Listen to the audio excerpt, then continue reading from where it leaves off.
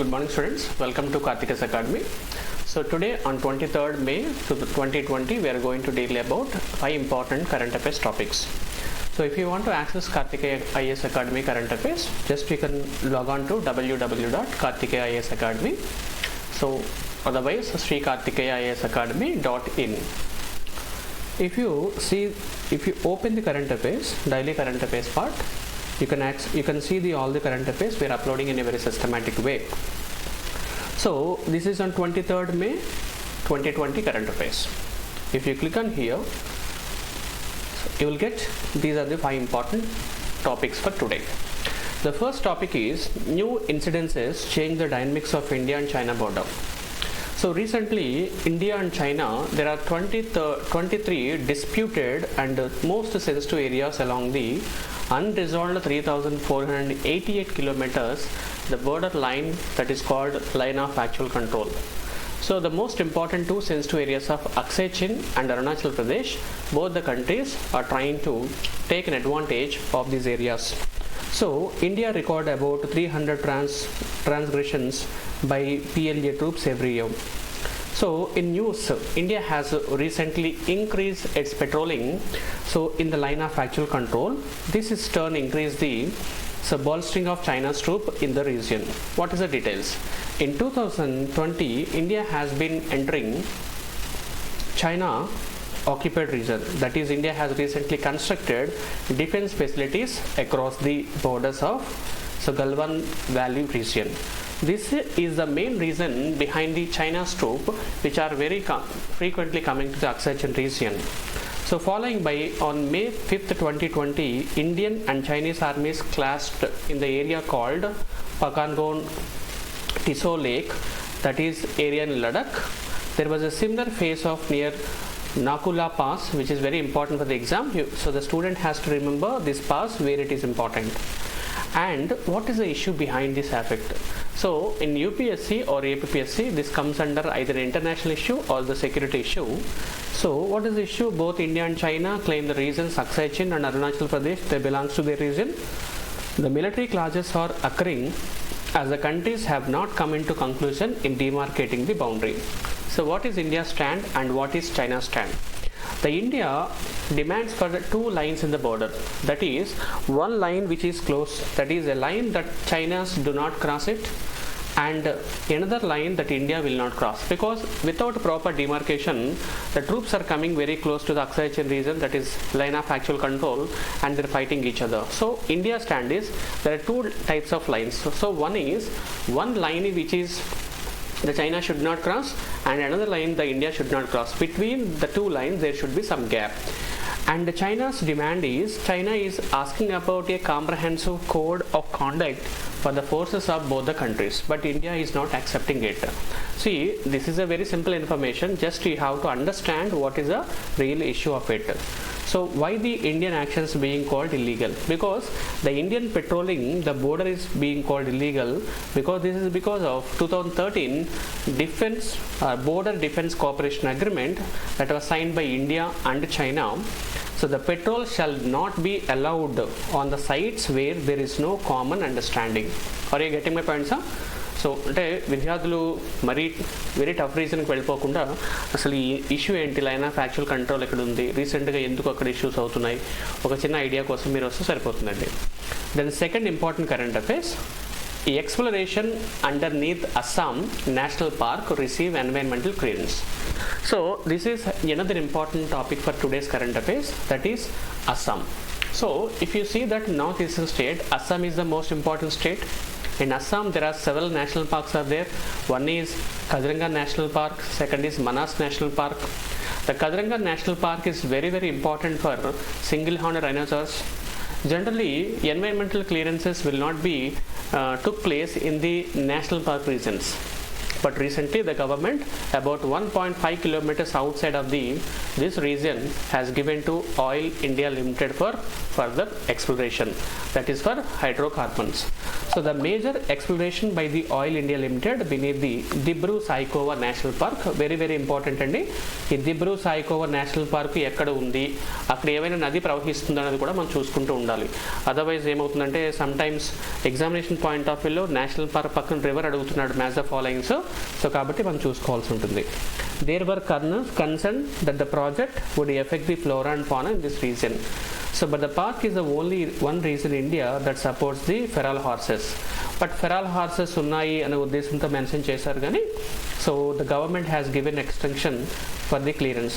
The Indian Oil Limited has received the environmental clearance of the Ministry of Environment, Forest and Climate Change. So just read this information and you will see that feral horse and Razorbalski horse, one more information is also mentioned, just to go through this information, right sir? Then International Tea Day. So this is the third important current affairs for today. May 21st 2020 is considering, we are celebrating as International Tea Day. Every year on May 21st, the United Nations observes, UNO, the United Nations observes International Tea Day. So the resolution to celebrate the International Tea Day is adopted in 2019 by the United Nations Food and Agriculture Organization. The history, it was mentioned that since from 2005, along with India, Sri Lanka, Indonesia, Vietnam, Bangladesh and other countries, to draw the attention towards their citizens and the impact of the global trade route, especially global tea trade, this celebration taking place from 2005 onwards. Objective is, the main goal of celebration of this tea is to promote the sustainable production of tea, obviously. And Intergovernmental Group on Tea in 2015, Sustainable Developmental Goals and so there are two important things. One is Millennium Developmental Goals, that is 2005 to 2015. Second is Sustainable Developmental Goals, that is from 2015 to 2030. Sustainable Developmental Goals are 17 goals are there. Remember this word, 17 goals are there. In that 1, 2, 5, 7 which are related to the tea production helps to achieve the following goals. One is reduce the poverty, employment creation. Second is fight hunger. Third is empowerment of women. And fifth is sustainable use of territorial ecosystem. Significance: the tea production is very sensitive to the climate change. So this is agroecological conditions, right? So India, the motto, the International Tea Day is celebrated on the motto is, so harnessing benefits for all, for field to cup. For all from field to cup. This is a motto of International Tea Day, that is May 21st 2020. Next current affairs, that is the second largest manufacturing PPE in the world. So India, because of COVID, the issue of protection, that is especially personal protection equipments, throughout the world it has got demanded. So India became the second largest producers of PPE.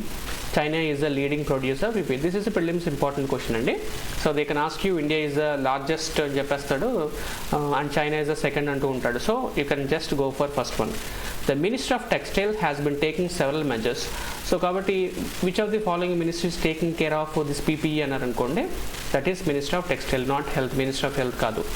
Background: initially India faced several challenges in increasing quality of PPE products. This includes the importing machines from China and also increasing the prices. So the potential India is now producing around 2.06 lakh PPE kits every day, right? Simple information it was mentioned. Then this is very very important and so the government and India amends the general financial rules. The general financial rules, if you see that in 2017, that is exactly 3 years back, the Ministry of Finance has released the general financial rules. That is, if you want to invest more than or less than 200 crore that are procured from the domestic firms. So the government of India amended general financial rules to make sure that goods and services that are value or less than 200 crore that procured from the domestic firms. That means if the Indians wanted to buy anything which are related to goods and services less than 200 crore, they have to buy it from India only, not from foreign countries. So that GFR 2017 has been amended by the central government. Under the new amendment, global tenders henceforth will be disallowed in the government procurement that are value of 200 crores.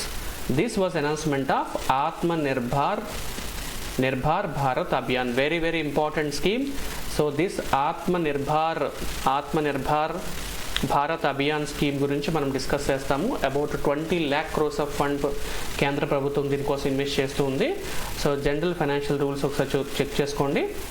So the GFR were modified in 1963-2005 and present GFR 2017 to make sure organization manages its business without compromising its flexibility.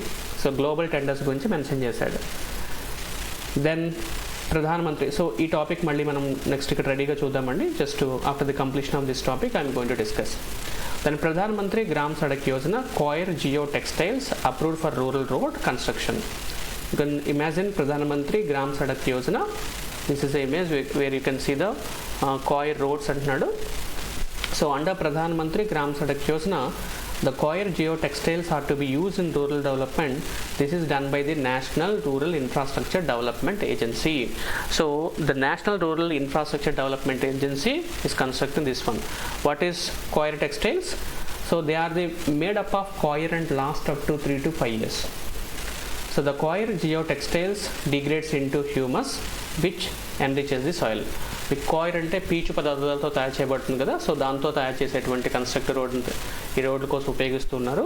So geo textiles are permeable fabrics that have ability to filter, separate and reinforce, drain and protect.